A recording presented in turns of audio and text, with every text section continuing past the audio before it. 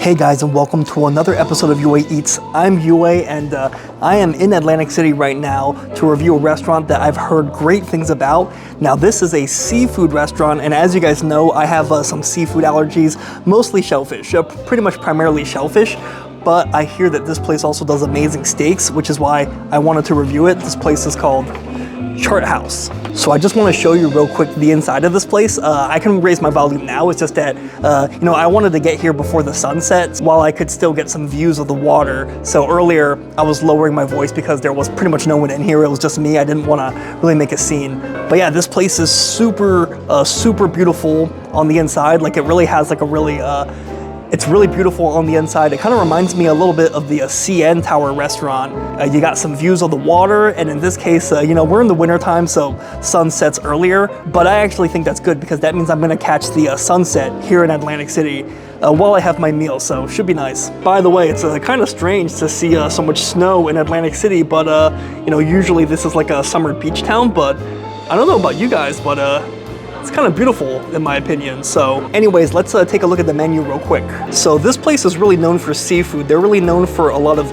seafood options, but I'm here because I hear that they have some great steaks as well. And even though I can't eat a lot of the shellfish or most of the shellfish, maybe we can get a fish. So just kind of quickly peruse this. A ton of stuff that I can't eat, like oysters. Well, I can't eat calamari, but like oysters and clams and crab cakes and things like that.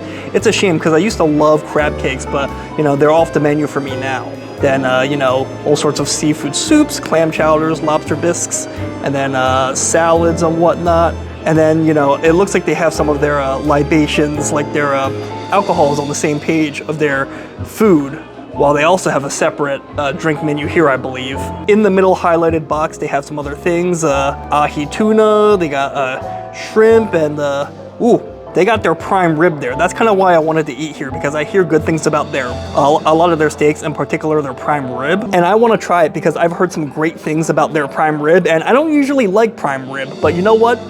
I'm open-minded, so we'll try it this time, and we'll see if they're gonna win me over. Clams Casino, veal marsala. I guess these are like sort of like Italian-American dishes. Some more libations at the bottom. They got some fish, salmon, Chilean sea bass, whatnot. But then here they got more steaks. I hear good things about their filet mignon. I hear that's another great thing to get here. So filet mignon or prime rib, I hear those are the two stars here. And I also hear good things about their lamb chops. I think unless, we might ask for some recommendations, but unless our mind is changed, I think we're gonna do the prime rib, which I hear great things about. And this is a seafood house, so we'll get one of the fish dishes here, because I can eat fish, I just cannot eat shellfish. So after all, when in Rome, right? So let's order. Happy Wednesday in the Chart House. Happy Wednesday indeed. Do you have any recommendations? I hear a steak is pretty good here. Yeah, we have a New York strip, 16-ounce New York strip, certified Angus beef. We do a 7-ounce filet mignon and a 9-ounce filet mignon, which is less marbling. No marbling, actually. Prime rib is slow roasted, 4.5 hours, very tender, has some marbling in it though. Okay. Compared to like a roast. Yeah. Any of those sound good?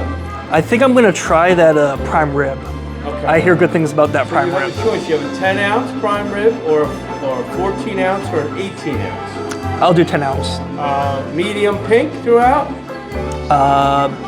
Medium rare. Medium rare, red warm center? Yeah. And that is accompanied with garlic mash. Would you like to add some sizzling mushrooms or some asparagus on the side, sauteed, or lemon shallot butter sauce? I'll stick with the garlic mash. All right. And then in terms of like a fish, what would you recommend? What do you think? Chilean sea bass. We have a dish on here. It's our, do you like prosciutto, Italian ham? Yeah. They do a miso-glazed here, which is really different. They take the salmon and they wrap it with the prosciutto, Italian ham. And it has a maple kind of flavor sauce to it, served with green beans with the sesame soy. All right, I think you sold me on that. I'll try the prosciutto glazed salmon, miso glazed salmon. That sounds delicious. Miso salmon. Miso salmon can be awesome. 10-ounce prime rib, medium rare, red warm center. Bring them both at the same time, right? Sure. And which was the salad that you recommended? Oh, a mixed chop salad would be the mixed Latin. Where are we at here? Chop salad. Mixed lettuces, tomato, onions, cucumber, pepperoncini, and a balsamic vinaigrette. All right, I'll do that. So I'll bring that first for you. Sure. Pardon me, sir, to complete your meal, I didn't tell you about the chocolate lava cake, the one dessert. If you're in the mood for chocolate, Godiva chocolate, vanilla ice cream, heat bar crunch on top. We bake it to order. It takes time to prepare. So let me know ahead of time, all right? Oh, ooh, shoot. In that case, can I do that instead of the salad? Would you rather do that? Can I? Yeah, I didn't know about that. Sweets are winning over salad, right? Yeah, I guess I'm not that healthy after all. Okay, let me forget to... All right, thank you so much. Great audible by the server there. He, he said that I should get the chocolate lava cake, but yeah, now I remember. I kind of briefly glanced over the chocolate lava cake. I sort of forgot about it in the moment, but yeah, let's give this a try. I don't think we've reviewed this yet on this channel, so yeah, I subbed out the salad for that. Hopefully you guys understand. I mean, we had salad last time at Vic and Anthony's, and it was a great salad. Let's switch things up a little bit. So, anyways, the free app, we always review the bread on this channel, and the free app has arrived, the warm bread.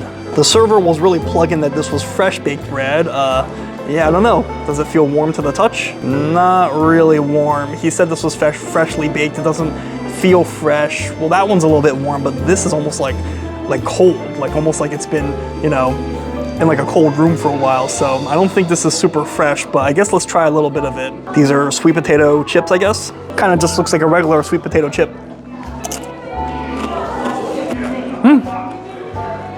Actually, those chips are nice. Really natural, sweet flavor, tastes like they were made in-house. They kind of have like that oiliness, that kind of is reminiscent of like homemade potato chips. But let's try some of this butter with the bread.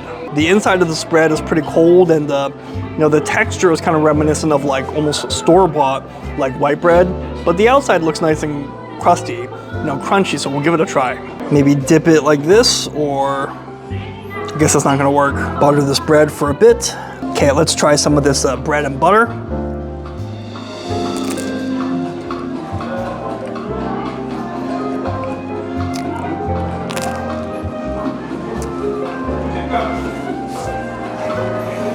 I can't quite put my finger on it. Something about this just doesn't quite work. Like there's like a weird chalky aftertaste, and bread and butter seems like such a simple combination, but somehow it doesn't really work too well here. Like the butter is just super smooth and spreadable. I wonder if it's the butter itself though. Like it's super rich and creamy and spreadable, but something about it just kind of has like a weird chalky taste.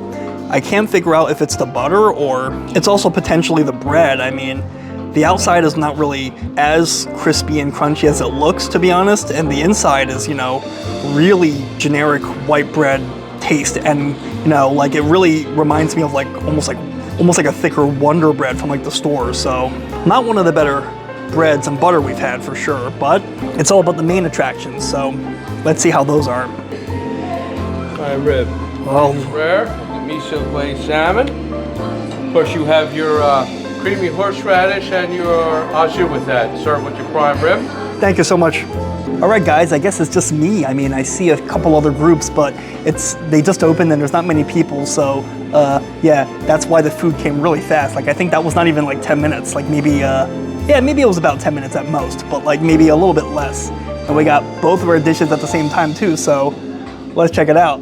So for the first time on this channel, we will be trying the prime rib, and I'm not usually a big fan of prime rib since I like that crispy sear that you get from the steak. I like that crispiness on the outside to pair with the warm juiciness on the inside, but we will give it a try since I hear amazing things about the prime rib here. And it also comes with some garlic mash with looks like more of those sweet potato chips stuck into it. Almost looks like rabbit ears, but like a mutant rabbit with a third ear in the middle, like a nuclear reactor rabbit or something. And then here is the miso-glazed salmon, and he said that this was wrapped in prosciutto, or as he called it, prosciutto. That's the New Jersey Italian-American way of saying prosciutto. Prosciutto and mutts and gabagool. Yeah, this is served with some vegetables, like some green beans to keep things healthy. So let's dive into the prime rib first. Where's the beef? Slice into this guy. Let me know what you think. It looks more cooked than medium rare, but let me know what you think. Okay, first bite.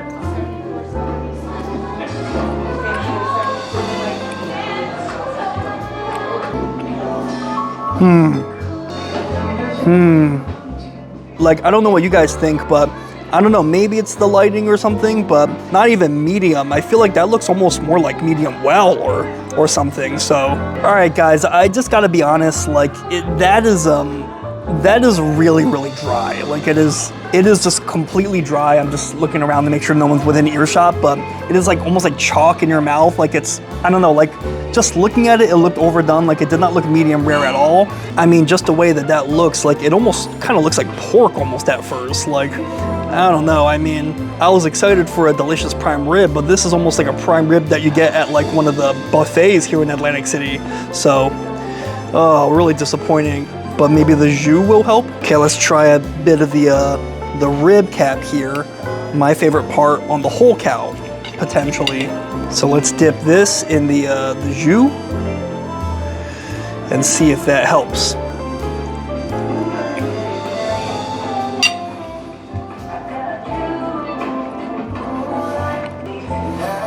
I mean, to be honest, it's the meat is just so dry that like no matter what sauce you put on it, it's not really gonna help, to be honest. What can you put? Like you could slather this in butter. You could put like all the steak sauce you want on this and it's still gonna be dry. So yeah, I mean, the jus was not able to save this. Let's try some of the potatoes though. These garlic mashed potatoes.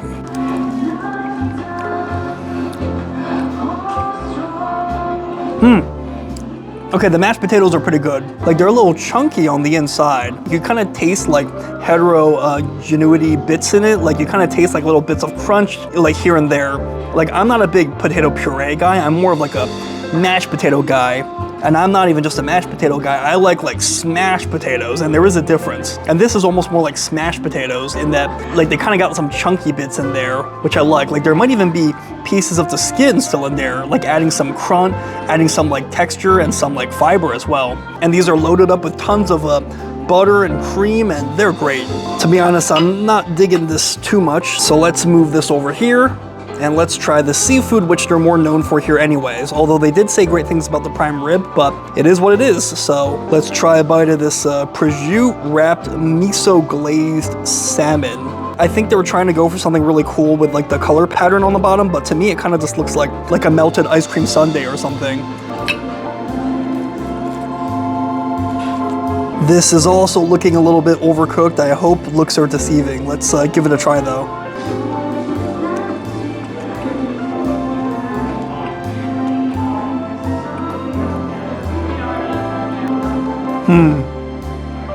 To be honest, you know, there's some good and there's bad about that. I mean, the flavor is actually pretty decent. I mean, the miso flavor, I mean, miso salmon is such a great combination. Miso paired with the salmon and the salmon itself, like it tastes pretty good together, the miso and the salmon. Although, to be honest, I don't really taste the prosciutto. Like, I'm pretty sure this is the prosciutto, this layer on top, but it also kind of just tastes like a salmon skin. So yeah, I don't know. It doesn't really, I don't know. I don't really taste the prosciutto much. Like it kind of just tastes crispy, if not anything else. The salmon on the inside, you know, actually tastes decent. And like I said, the miso sauce pairing tastes good with it. But it's just that the problem is that a lot of the salmon is just kind of like overcooked. Some parts might be better than others, but other parts are just rather dry and overcooked. So, you know, kind of like the prime rib, a dish is only going to be as good as like the protein itself. So.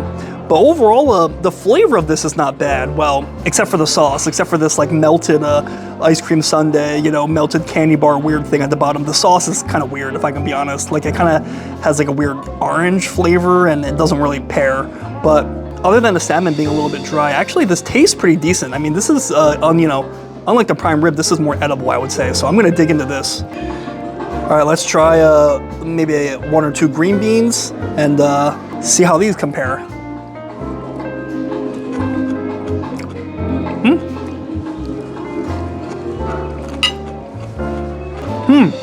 You know, that's actually really interesting. It's kind of sweet. It's sweeter. It's almost like a Western take on a Chinese dish called sijidou. You know, like a kind of like a deep fried and sauteed string beans. It's just like this. Although maybe that's what this really is, like a Western take on that, like a fusion take on that, since I just remembered this is an Asian dish. So maybe they're getting some inspiration from the Far East. But yeah, this is just like the Chinese dish, sijidou. Like it looks like it's like deep fried and then sauteed, getting that delicious crunchy skin, crunchy texture across like the whole green bean.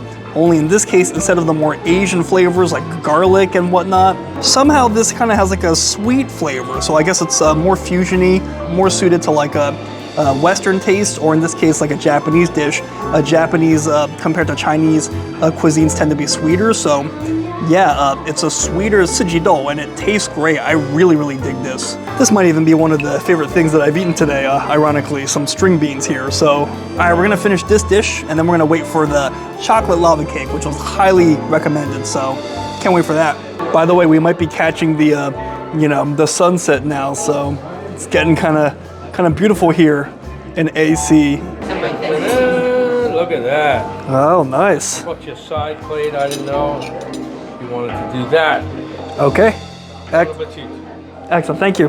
Wow, that is humongous. Look at that. And I think that's a big scoop of vanilla ice cream on top. A big scoop of vanilla ice cream on top with some nuts and fudge and everything. So it's like an ice cream sundae, but like a chocolate lava cake version. Although those swirls look kind of weird, like those little, I don't know, those swirl patterns. I don't know, it doesn't look super elegant. It kind of, I don't know, sorry if you guys are eating, but it kind of looks like someone had an accident. I don't know. And by the way, guys, the vibe of this place has suddenly gotten, the sun has gone completely down now.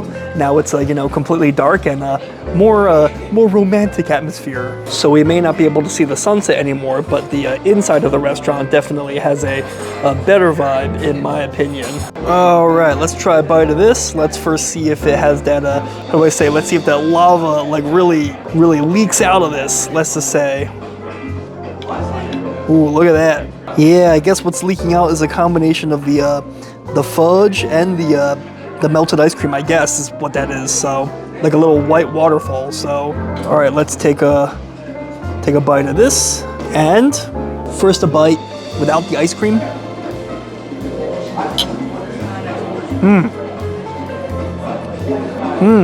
Ooh, that lava on the inside, like that chocolate lava or that like melted ganache, whatever it is on the inside.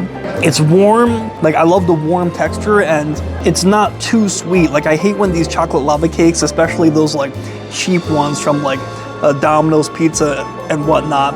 I hate when like the inside is so bitingly sweet. It's like a melted like candy bar, like a melted Hershey's bar or something, but no, it's like well balanced. It's not too sweet. It just tastes fudgy and great. Let's try it with a bit of the ice cream, and I think the ice cream will really effectively offset the warm ganache. So, all right.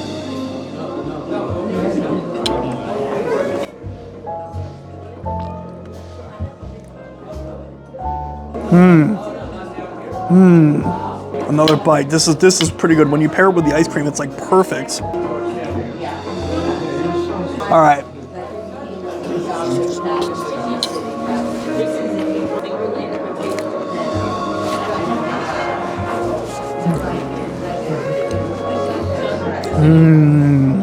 Okay, I'll give credit where credit's due. That chocolate lava cake was awesome. Probably one of the best ones I've ever had. Like I love desserts that do this, like the Gordon Ramsay sticky toffee pudding does this, where it's like a combination of warm and cold.